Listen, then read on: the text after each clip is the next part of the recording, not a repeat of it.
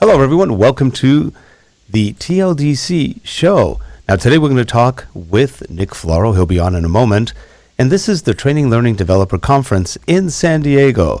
This will be on October 3rd through 5th at the Mission Bay Hyatt. You know what? Let's start this over.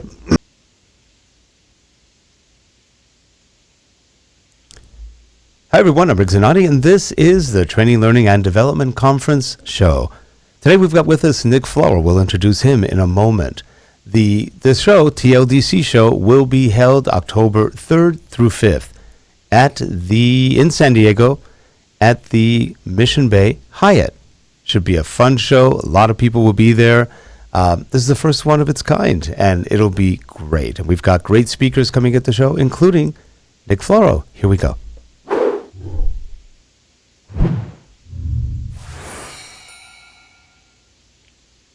And we are back. And joining us today is Nick Floro. He is the president and chief learning architect for SealWorks. Hey, Nick, how are you? Hey, Rick, I'm doing really well. Great. Hey, tell me a little bit about what SealWorks does.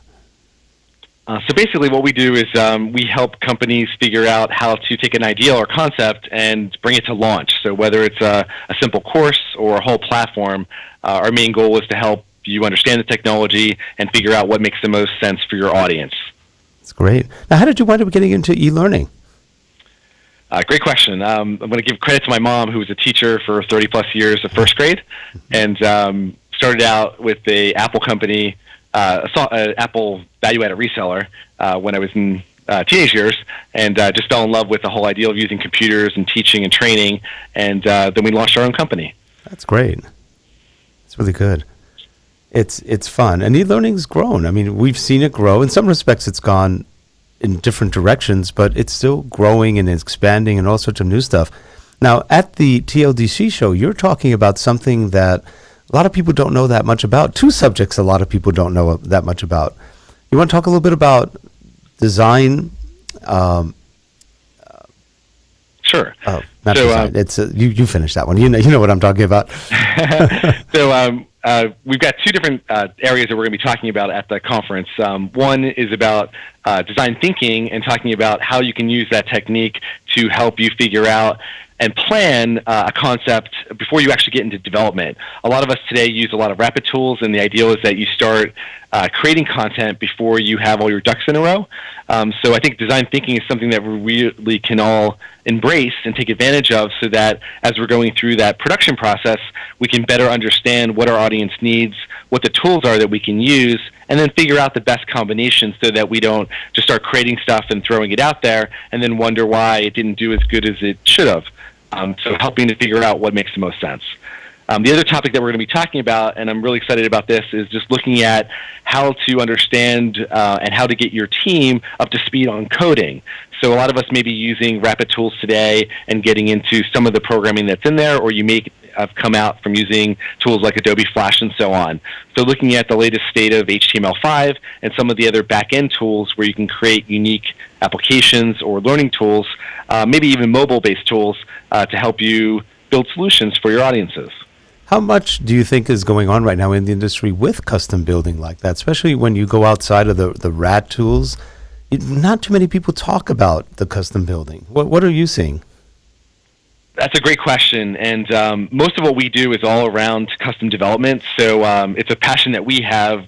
Where I really think it benefits is that it typically gives you, there's a longer time to production, so that's a challenge, and whether or not you have a budget to align with that, but I think it's something that everyone should embrace, whether you're a project manager or stakeholder or someone that's actually doing design or development. You should understand the process and have it as one of your tools that you can take advantage of when you're developing a solution. So one of our things, we never try to force anything, but we're always looking at, can we do something as simple as a PDF, or does a mobile app make sense, or do we use some type of web-based app to help create a solution? We always look at what's best for the audience again. Sure. And in terms of development, what normally do people want? What kind of development are they usually looking for that's outside the realm of let's say, the RAD tools? So I think when you're starting out, most people won't know or understand what's possible. So a lot of what we do or recommend, or as we're guiding you through the process, is that we look at, what do you want to do and what would be best for the audience. Once you understand that, then we try to figure out what the best tool maybe to use. Yep. And we basically use HTML5 in all of our development. And the biggest benefit of that, which I think is pretty well known now, is that it allows you to create content that can work on your phone all the way up to your tablet, to your computer, and then all the other crazy devices that might come out, whether it's a watch or some other type of technology, like a refrigerator, if that's something that you actually need, with the built-in screens and so on. So there's lots of different technologies out there, and they've been out there for, dozen years or so, and it's just really figuring out what makes the most sense to you and your team, and figuring out how to combine those different technologies or groups that you may already have access to within your company or organization, and how to, connect those dots so that you can figure out, hey, if we need to do this, we can pull some technology from here, and we can tie that into the course, or we can launch, an in-training class, and, figuring out how to combine all those different things together. Now, before the show, we were talking a little bit and kind of laughing about this, but you're known as an audio-video guy. and I've been called an audio-video guy, too. And it's funny because that's not really all we do. That's just something we do as part of what we do. But talk a little bit about that, because every time I've ever heard your name, it's like, oh, Nick, he's the audio-video guy. I think that comes from a passion that when I first started out in the industry, we used to use laser discs. And HyperCard was the big tools back then. So that was something I was always interested in. And I remember way back when we had the Mac 2 and a technology called Video Spigot, which basically allowed you to get 3 or 4 frames per second at a little postage size. You had this little teeny video. And from that point, I fell in love with it. So I would say that's a passion that I have, and I got branded that way. But it's one of the things that we take advantage of. So if it makes sense for a particular solution, using audio and video, I like to think, I can easily explain that and make it easier for people to understand that whole, how do you compress the content and get it ready for launch. One of the exciting things I've seen over the last couple of years is using services like from Amazon. They have a media server-based technology where, a couple of years ago, it used to cost $5,000 to $10,000 to stream content if you had, thousands of users and, 100 hours of content. Today, that's dropped to, less than a couple $100. So it's really easy now to integrate all that content together without breaking the bank. And I think that's one of the challenges that we still have, is that a lot of organizations don't have the infrastructure, and trying to figure out how to plug that in. And it is amazing. Amazon seems to have unlimited storage. It's crazy. It's amazing. So they're going to start paying us to put stuff up there. I mean, they're almost at that level. Most people don't realize how much, I think it's Amazon S3, how much they're streaming out there, and how many business applications are running off of Amazon servers. Yeah, I think a lot. Up until the last couple of months, Netflix was built. Off was it? I didn't know that. Infrastructure. Really? So Netflix is off of the S3 network? It used to be off that. Now it's they built their own. Interesting. I didn't realize that, because that's a lot of streaming. Yeah, so that tells you the kind of power that Amazon has to be able to stream, and because Netflix ran well, and for many years I was on from the beginning, and it was amazingly fast, and that just tells you how much enterprise power Amazon has. It's actually fun to watch, and I know some LMSs are running off of it. It's interesting. There's more stuff out there than you can imagine that's running on Amazon right now. Yeah. So now, have you worked with the S3 framework or anything else like that? Yeah, we pretty much use Amazon exclusively for the solutions that we build. Our team's gotten really comfortable with it, and they feel the scalability that it offers, it makes it really easy. And you mentioned the price; you just can't beat it. Yeah, that's true, and they can afford to do that. Yeah. Of course, Amazon was a company who ran in the red for how long? And then they finally hassled them in the market. He goes, "Oh, fine, I'll make a profit." Right. I think this area was one of their first that made money. So yeah, and at first he didn't care. He didn't want to make money. He was just doing his thing, and then they said, "All right, fine, I'll make money." And within 1 quarter, he was making money. Right. I love Amazon. It's just an amazing platform, and I like buying on Amazon. We get a delivery about every day from Amazon. Not that we order that much. It's just that they break everything into individual boxes half the time. Yeah. But that's good. Now, in your career when e-learning, now I'm still kind of looking at you in shock because you said the Mac 2, that was like the Mac 2 CX or 2 CE or whatever it was called. That was like early 1990. You don't look old enough to have been around that long. But yeah, I started working with an Apple team when I was 15. And okay. We started our company in 1992. So we've been around a while. Okay. And been through the whole Apple family of systems and all the gadgets. The Mac 2 at its time was a pretty cool machine. It was more of a desktop machine. No monitor. You had to get your own monitor and all that. But it was cool for its time. It worked well. I remember when we did training back in the late 80s, early 90s, we used to carry the Mac 2 in a bag, a laser printer in a bag, and then a monitor, and getting flagged at the airport to turn everything on before you could get on the plane. Oh, gosh, but, yeah, it's much easier today with your phone and your tablet to get around. Well, you know what? I get stopped all the time at TSA for carrying microphones. Oh, wow. Not so much the microphone as much as the microphone converters. Wow. They're not familiar. Yeah, 4 times. 4 times my bag goes through it. I'm just going, oh, no, it's never going to end. Eventually I tell them what it is, and they don't know what it is. And it's just sort of funny.